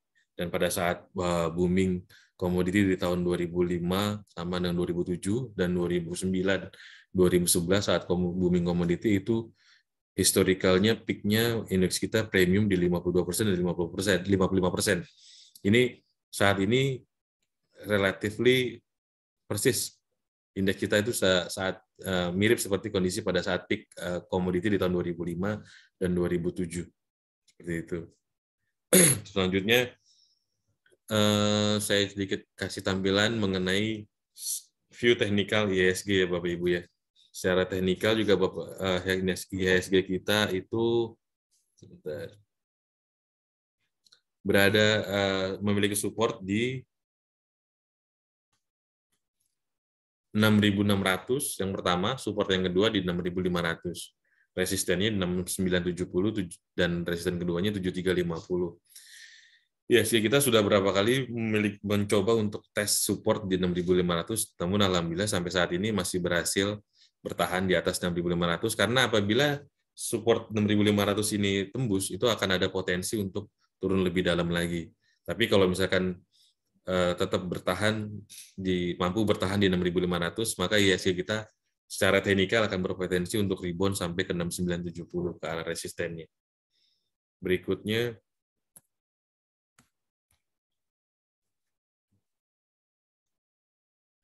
ini salah satu saham pilihan dengan kondisi saat ini, Bapak Ibu ya. Yang pertama, saya pilih di sektor perbankan ada Bank BCA dan Bank Mandiri. Kedua bank ini relatifly secara historical itu tahan terhadap perubahan-perubahan situasi, dan ini kita pilih saham-saham yang defensive stock ya Bapak Ibu yang ada di sini. Yang kedua yang laggard ini yang saham-saham yang di mana dia mengalami ketertinggalan dalam kenaikan ya. Dan contohnya ada saham SMGR, INTP, dan Cepin. Berikutnya lagi ada saham MAPI dan P1. Ini terkait dengan reopening market ya, Bapak Ibu ya. Oke. Terus kita selanjutnya masuk ke... Nah, yang terakhir Bapak Ibu, materi hari ini adalah mencoba melakukan analisa dengan menggunakan metode top-down analysis. Top-down analysis ini adalah kita mencoba menganalisa dari yang besar dulu, kemudian yang sedang ke yang kecil. Yang besar kita bisa menganalisa dengan kondisi makroekonominya, suatu negara seperti apa, itu dengan menggunakan gimana kita lihat GDP-nya seperti apa, tumbuh baik atau tidak, inflasinya tinggi atau rendah, suku bunganya juga tinggi atau rendah, dan juga karansinya ini stabil atau tidak. Selanjutnya masuk ke analisa sektoral. Kira-kira kita lihat nih industri yang lagi booming yang mana, terus berikutnya lagi kita turunin lagi nih Bu. Bapak Ibu semua, kita melakukan analisa masuk ke sahamnya. Tadi dari makroekonominya negaranya, sektornya, turun lagi ke sahamnya. Dan di saham ini biasanya kita melakukan pendekatan beberapa tools, antara lain kita lihat current ratio-nya nih. Current ratio-nya semakin besar semakin bagus, semakin kecil semakin kurang bagus. Terus total asset turnaround juga bisa kita lihat. Berikutnya kita bisa juga lihat di net profit margin. Net profit margin-nya seperti apa, besar atau kecil, makin besar juga makin bagus. Terus debt to equity ratio, itu juga kita lihat kalau kita cari yang debt to equity ratio-nya yang kecil, dan kemudian kita juga bisa lihat ROI-nya. Kita cari ROI-nya yang besar, dan kemudian kita bisa lihat juga price to book value-nya seperti apa, price earning ratio-nya seperti apa, dan EPS-nya seperti apa, earning per share-nya. Seperti itu Bapak Ibu sekalian. Selanjutnya, oke. Sepertinya sudah cukup ya Bapak Ibu materi hari ini. Terima kasih untuk Bapak Ibu semua yang ikut serta dalam acara ini. Semoga Bapak Ibu mulai sadar untuk melakukan investasi sedini mungkin, dan semoga materi hari ini bisa bermanfaat. Dan untuk mempersingkat waktu, mungkin saya coba kembalikan lagi ke Pak Wisnu ya. Baik Pak Wisnu, silakan. Oke, makasih Pak Edi atas pemaparannya sangat jelas sekali ya untuk pada materi siang hari ini. Sudah ada pertanyaan Pak Edi dari Bapak Lutfi. Pertanyaan pertama, eh, ingin bertanya lagi Mas Edi, menghadapi situasi seperti sekarang ini, seperti ada inflasi, banyak masyarakat menjadi ragu untuk berinvestasi, bagaimana Pak untuk menyikapinya? Khususnya bagi pemula yang ingin berinvestasi. Gimana Pak? Baik, jadi di tengah situasi seperti ini, memang situasinya nggak normal, lagi belum baik-baik aja ya Mas ya. Tapi tetap di saham-saham di Bursa Efek Indonesia itu kan banyak pilihan sahamnya ya. Masih banyak saham-saham yang memiliki peluang investasi yang menarik. Kita sarankan untuk masuk ke saham-saham yang defensive stock ya. Jadi saham-saham defensive stock ini yang biasanya saham-saham blue chip yang pendapatannya juga stabil, namun dia biasanya tahan terhadap situasi ekonomi yang sulit seperti itu. Kayak misalkan tadi di perbankan itu sebetulnya itu bisa pilih saham BCA, karena BCA relatively secara historikal itu dia termasuk saham yang defensif. Pada saat situasi kurang baik, dia tetap bisa bertahan. Dan pada saat nanti situasi ekonomi membaik, itu di BCA akan cepat juga menyesuaikan kenaikannya ke atas. Gitu Mas Yusuf. Oke, terima kasih Pak Edi atas jawabannya. Nah, Pak, saya mau menanyakan nih Pak, kan tadi kemungkinan kita akan menaikkan suku bunga ya Pak, mengingat The Fed sudah mengumumkan menaikkan suku bunganya untuk menekan tingkat inflasi di Amerika. Pak, untuk di Indonesia sendiri kemungkinan ada sedikit pengaruh nggak Pak untuk kinerja di sektor perbankan Pak, kalau misalnya ketika dinaikkan suku bunganya Pak? Sedikit banyak pasti berpengaruh Mas, karena memang dengan kenaikan tingkat suku bunga otomatis kan bunga deposito juga naik. Jika bunga deposito naik, itu akan berpengaruh kepada cost of fund-nya perbankan. Nah, ketika cost of fund-nya naik, itu akan berimbas negatif ke laba perusahaan-perusahaan perbankan. Itu seperti itu, Mas. Tapi itu kenaikan suku bunga itu kan memang tujuannya untuk menekan inflasi ya, dan juga menjaga kestabilitas rupiah. Mungkin sedikit impact di perbankan, tapi secara makronya dengan kenaikan tingkat suku bunga itu rupiahnya stabil, keuntungannya akan lebih besar, benefitnya akan lebih besar bagi perekonomian sih sebenarnya. Itu Mas Oh, Yusuf. oke Pak Edi, terima kasih atas jawabannya. Eh, Baik Pak Edi, dikarenakan waktunya sudah habis Pak Edi untuk sesi Pak Edi. Terima kasih Pak Baik. Edi atas pemaparannya sangat jelas sekali pada siang hari ini di kelas pasti Paham Investasi bersama CGS Sekuritas Indonesia. Mungkin ada satu pertanyaan lagi ya Pak Edi ya. Oh iya, apa Ini tuh Mas Yusuf? ada satu pertanyaan lagi nih. Kita nanggung soalnya. Ada pertanyaan dari Bapak atau Ibu Ijul. Mas Edi, saya adalah karyawan pabrik yang berusia 21 tahun dan per bulannya bisa untuk menyisihkan 500.000 dengan tujuan rumah dan dana pensiun. Apakah ada saran instrumen investasi atau apa gitu? Nah, instrumennya maksudnya bagaimana nih, Pak? Untuk investasi di saham tuh mendingan untuk jangka panjang tuh pilih mana, Pak? Kurang lebih seperti itu sih, Pak. Oh iya, baik. Mungkin untuk Bapak Ibu yang bertanya tadi, saya bisa sarankan Bapak Ibu untuk buka rekening saham terlebih dahulu. Nanti setelah itu Bapak Ibu bisa datang ke kantor kami. Sini ada tim yang bisa memandu Bapak Ibu yang bertanya tadi untuk mengarahkan investasinya kira-kira apa yang cocok nih ke depannya. Karena sekali lagi di tengah situasi yang sulit seperti ini, masih banyak saham-saham pilihan yang menjanjikan keuntungan di masa yang akan datang. Yang penting tinggal pintar-pintar kita aja untuk melakukan selective buying-nya, Mas. Seperti itu. Gitu. Oke, siap. Terima kasih Pak Edi atas pemaparannya. Oke Pak Edi, dikarenakan sudah habis waktunya Pak Edi, terima kasih Pak Edi atas pemaparannya dan sharingnya pada siang hari ini. Sampai Baik, Mas. berjumpa lagi ya Pak Edi di acara kelas pasti lainnya ya Pak Edi ya. Baik, Mas Yusuf. Terima kasih banyak. Terima kasih Bapak Ibu semua. Assalamualaikum. Selamat siang. Selamat siang Pak Edi. Terima kasih Pak Edi atas sesi pertamanya. Baik Bapak Ibu, ini mungkin ada pertanyaan juga untuk pertanyaan terkait pembukaan akun ya. Ini pertanyaan pertama itu khususnya mungkin buat saya, mungkin saya bisa bantu dengan Bapak Lutfi. Kenapa ya Mas setiap saya registrasi akun di CGCMB Niaga, mungkin lebih tepatnya CGCMB Sekuritas ya, selalu gagal. Hanya sampai step 4 aja tidak bisa lanjut.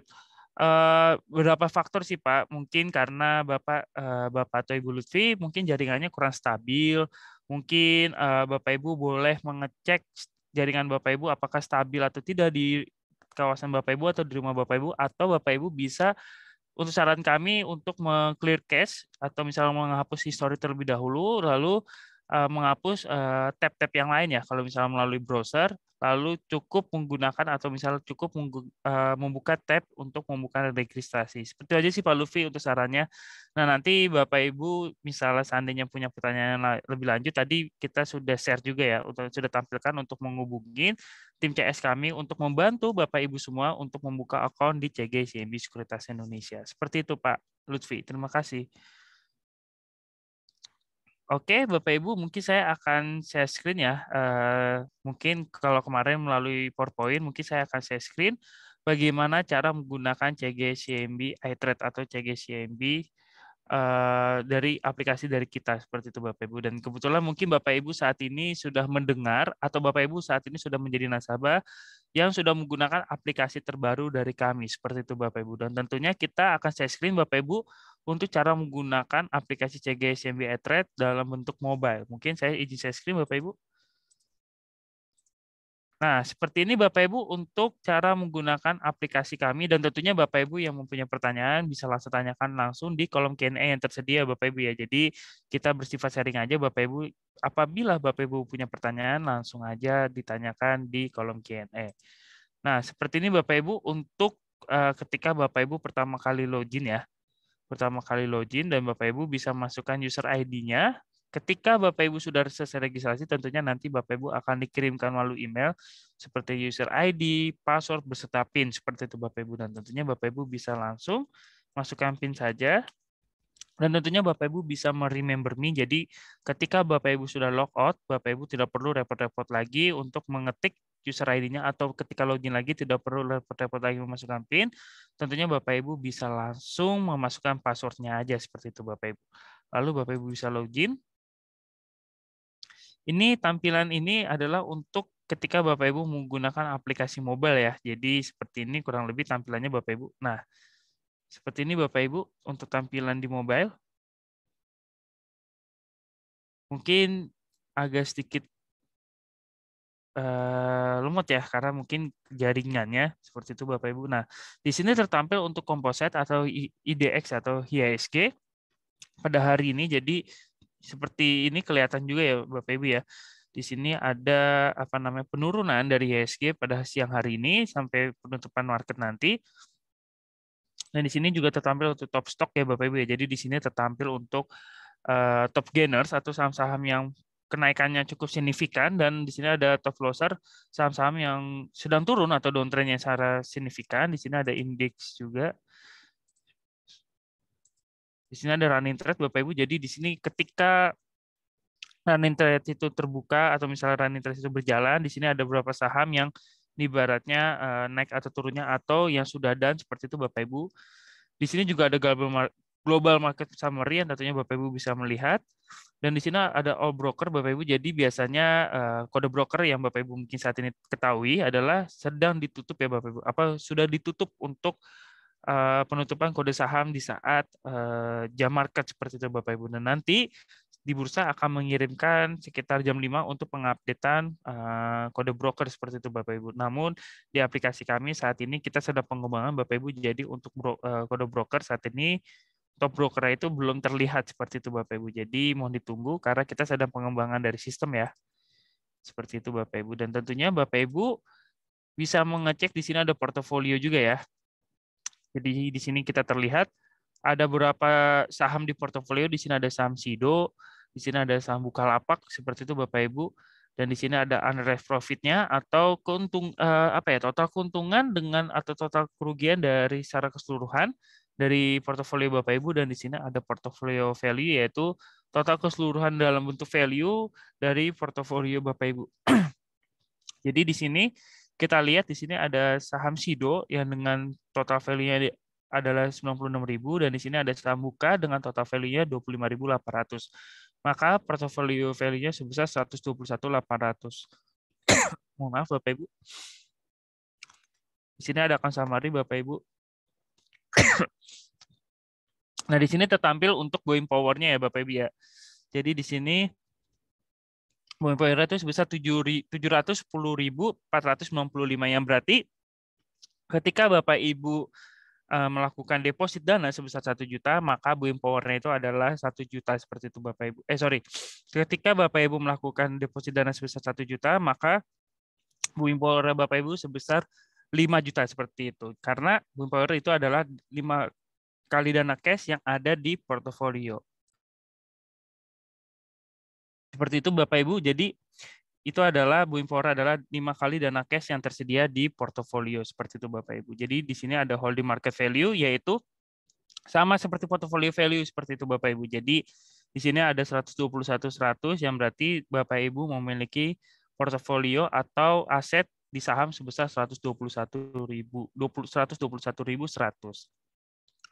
Lalu di sini ada total aset Bapak Ibu yang sebesar 187.743.000. Maka ini dari akumulasi Bapak Ibu. Jadi di sini ada current balance sebesar 66.643.000 ditambah dengan holding market value sebesar 121.100.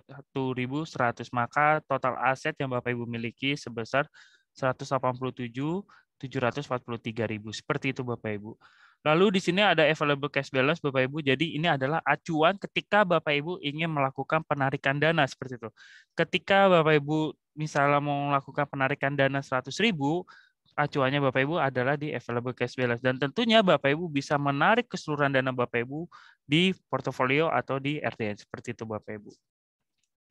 Lalu di sini ada kredit limit Bapak Ibu yaitu adalah batas atas nilai transaksi Bapak Ibu dalam satu hari. Jadi ketika Bapak Ibu punya dana sekitar 500 juta dan kredit limit Bapak Ibu saat ini masih hanya 300 juta, tentunya Bapak Ibu hanya bisa transaksi maksimum sebesar 300 juta. Seperti itu Bapak Ibu. Dan ketika Bapak Ibu ingin menaikkan kredit limit, Bapak Ibu bisa konfirmasi ketika sudah jadi nasabah, Bapak Ibu bisa menghubungi tim sales Bapak Ibu. Seperti itu. Lalu di sini ada sell dan buy ya Bapak Ibu ya. Dan di sini juga ada open buy dan sell. Mungkin saya akan jelaskan sepertinya ini maknanya sama seperti itu Bapak Ibu. Jadi di sini ada open buy dan sell, yaitu ketika Bapak Ibu sudah bertransaksi dan statusnya masih open, maka di sini nanti akan muncul jumlah value-nya seperti itu. Contoh, misalnya Bapak Ibu beli saham BT ABCD dan statusnya itu Bapak Ibu masih mengantri dan status dari ordernya itu adalah masih open, maka di sini ada jumlah value-nya sebesar 1 juta. Ketika Bapak Ibu melakukan penjualan, begitu sebaliknya ya. Bapak Ibu juga akan menampilkan di sini jumlah value-nya sebesar 1 juta. Nah, kalau misalnya bedanya di sini sell dan buy aja yang berarti Bapak Ibu transaksinya sudah match seperti itu Bapak Ibu. Contohnya ini, saya telah melakukan pembelian saham sebesar 122.662 yang berarti transaksi saya sudah match. Tinggal tunggu penyelesaian transaksinya itu di T+2 dan nanti setelah T+2 122.662 ini akan menghilang di account summary seperti itu Bapak Ibu. Lalu tentunya Bapak Ibu juga bisa melakukan withdraw penarikan dana ya di sini ya, dan di sini Bapak Ibu bisa masukkan. Di sini ada available balance yang berarti Bapak Ibu bisa melakukan penarikan sebesar 189.265 perak ya. Contoh kita melakukan penarikan sebesar 50.000. Nah, klik submit di sini. Nah, nanti di sini ada konfirmasi order ya atau konfirmasi withdraw. Nanti Bapak Ibu bisa klik yes di sini. Dan ketika Bapak Ibu mau lihat hasil penarikan dana Bapak Ibu dari rekening tabungan, tentunya Bapak Ibu bisa cek di withdraw history seperti itu Bapak Ibu. Dan nanti Bapak Ibu ketika Bapak Ibu melakukan penarikan dana di atas jam 9.30, maka di sini withdraw history-nya akan menjadi pending seperti itu Bapak Ibu. Tetapi ketika Bapak Ibu melakukan penarikan sebelum jam 9.30, maka penarikan Bapak Ibu bisa masuk di T+0 atau di hari yang sama ketika Bapak Ibu melakukan penarikan. Contohnya gini Bapak Ibu, coba ya saya cari coba sebesar 50.000. Nah, di sini saya klik yes ya Bapak Ibu ya. Nah, request sudah berhasil Bapak Ibu, coba saya lihat di video itunya. Nah, di Di sini window historinya menjadi pending Bapak Ibu seperti itu. Jadi yang berarti adalah ketika Bapak Ibu melakukan penarikan dana di atas jam 9.30 waktu Indonesia Barat atau 9.30 pagi, dan itu akan diproses penarikannya di keesokan hari di hari bursa berjalan. Seperti itu Bapak Ibu. Jadi Bapak Ibu ketika ingin melakukan penarikan dana, ketika dananya ingin masuk di hari yang sama, kami sarankan Bapak Ibu melakukan penarikannya sebelum jam 9.30. Begitupun sebaliknya Bapak Ibu. Jadi ketika Bapak Ibu ingin mendeposit dana Bapak Ibu, kami sarankan Bapak Ibu masukkannya sebelum jam 15.00 waktu Indonesia Barat. Maka nantinya akan kami proses keesokan harinya Bapak Ibu kalau ketika Bapak Ibu melakukan penarikan dana di keesokan harinya atau di atas jam 15.00 waktu Indonesia Barat. Seperti itu Bapak Ibu. Dan di sini ada order list Bapak Ibu ketika Bapak Ibu melakukan penarikan ketika Bapak Ibu melakukan transaksi saham ya. Dan tentunya Bapak Ibu bisa langsung ke menu transaksi ya dengan klik menu trade di sini. Nah, contohnya di sini. Di sini ada saham BNGA. Coba saya input seharga 975. Nah, di sini ada harga bid maupun offer ya Bapak Ibu ya. Dan Bapak Ibu bisa memasukkan jumlah lotnya. Lot itu, satu lot itu adalah sama dengan 100 lembar saham Bapak Ibu. Jadi untuk minimal pembelian Bapak Ibu hanya bisa minimum itu di satu lot. Seperti itu Bapak Ibu. Lalu Bapak Ibu bisa klik buy di sini. Dan tentunya Bapak Ibu bisa memasukkan PIN-nya. Seperti itu Bapak Ibu. Nah nantinya kita akan kirimkan PIN-nya berserta user ID dan password ya. Melalui email Bapak Ibu ketika Bapak Ibu sudah berhasil login atau registrasi. Lalu confirm order. Oke, nah di sini statusnya reject Bapak Ibu. Nah, untuk melihat hasil transaksi Bapak Ibu, tentunya Bapak Ibu bisa melihat klik di kotak kecil ini ya, kotak 3 ini. Nah, di sini ada status dari transaksi Bapak Ibu ke reject, seperti itu Bapak Ibu. Dan tentunya Bapak Ibu bisa klik di sini. Nah, di sini adalah ada reason atau alasan kenapa status Bapak Ibu ke reject, yaitu order price is not equal to close price. Jadi dikarenakan marketnya sudah tutup juga ya Bapak Ibu. Jadi karena market sudah tutup dan di sini bukan harga penutupan saham BNGA, maka status atau transaksi Bapak Ibu ke reject seperti itu Bapak Ibu. Nah, kurang lebih seperti itu Bapak Ibu. Nah, ketika Bapak Ibu ingin melakukan jual, tentunya Bapak Ibu bisa tarik di sini. Nah, seperti ini Bapak Ibu. Nah, ketika Bapak Ibu ingin melakukan jual, sama aja Bapak Ibu bisa menyesuaikan di sini untuk buy dan klik lagi untuk melakukan sell. Seperti ini Bapak Ibu. Dan tampilannya kurang lebih sama ya, seperti itu Bapak Ibu. Dan tentunya kalau misalnya di aplikasi lama, kita tidak ada pilihan tema Bapak Ibu. Jadi kalau misalnya di aplikasi baru, kita ada beberapa pilihan tema yang tentunya Bapak Ibu bisa gunakan. Bapak Ibu bisa langsung ke menu setting, dan bisa pilih tema dark ya, atau gelap ya. Nah, seperti ini kurang lebih untuk tema yang gelap, dan untuk tema yang terang seperti yang tadi Bapak Ibu. Jadi Bapak Ibu bisa ke menu setting, lalu pilih tema yang light. Seperti itu Bapak Ibu. Nah, kurang lebih seperti ini Bapak Ibu untuk cara menggunakan aplikasi kami di mobile. Dan tentunya Bapak Ibu bisa menambahkan saham-saham tertentu yang Bapak Ibu ingin masukkan di watchlist ini ya. Bapak Ibu bisa memasukkan saham tersebut di menu favorit, jadi Bapak Ibu bisa memantau secara keseluruhan pergerakan dari saham tersebut. Seperti itu. Nah, ini kebetulan lagi loading ya Bapak Ibu ya, karena jaringannya mungkin tidak stabil di sini. Nah, di sini juga ada menu code ya Bapak Ibu ya, jadi Bapak Ibu bisa melihat data-data dari saham tersebut, seperti market depth-nya, atau running trade-nya dari saham tersebut. Nah, di sini juga ada berita segala macam yang tentunya Bapak Ibu bisa sambil baca-baca. Seperti itu Bapak Ibu.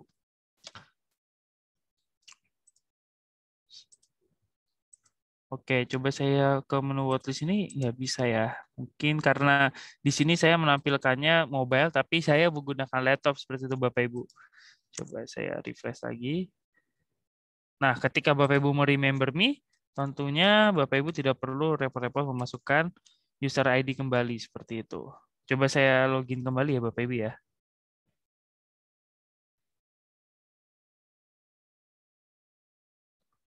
Oke, ini sudah berhasil login. Bapak Ibu, jika mempunyai pertanyaan bisa langsung tanyakan di kolom chat ya, di kolom Q&A ya Bapak Ibu ya. Jadi kita sambil sharing aja di sini. Nah, di sini watchlist-nya karena ini bukan bentuk mobil jadi belum bisa ya Bapak Ibu ya. Jadi kurang lebih seperti itu gambarnya Bapak Ibu ketika Bapak Ibu menggunakan aplikasi kami di CGSMB iTrade, dan di sini juga seperti ini ya portofolinya Bapak Ibu ya. Seperti itu Bapak Ibu. Oke Bapak Ibu, jika mau punya pertanyaan bisa langsung kolom Q&A ya. Apakah ada pertanyaan Bapak Ibu?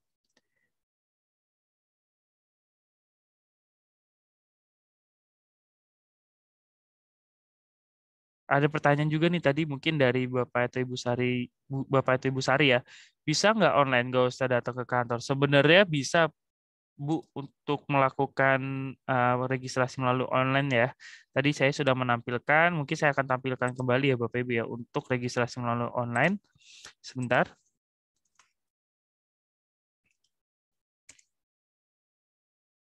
Sebentar ini tampilannya sebentar ya.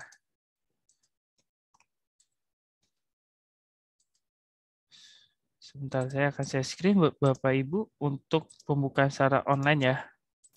Nah, seperti ini Bapak Ibu. Jadi tentu aja Bapak Ibu bisa melakukan registrasi melalui online ya. Jadi Bapak Ibu bisa langsung search atau klik atau ketik registrasi cgscmb.co.id. Seperti itu Bapak Ibu. Jadi sekarang ini di era digital ini sudah memudahkan Bapak Ibu untuk membuka akun di kami seperti itu. Jadi bisa ya Bapak atau Ibu Sari untuk melakukan pembukaan secara online untuk pembukaan akun di CGSCMB Sekuritas Indonesia. Oke, Bapak Ibu ada yang ingin ditanyakan kembali terkait online trading? Apakah sudah cukup? Oke, mungkin sudah cukup ya Bapak Ibu ya. Oke, terima kasih Bapak Ibu yang telah menghadiri kelas pasti paham investasi bersama CGSMB Sekuritas Indonesia. Selamat siang Bapak Ibu dan salam investasi dan terima kasih Bapak Ibu semua.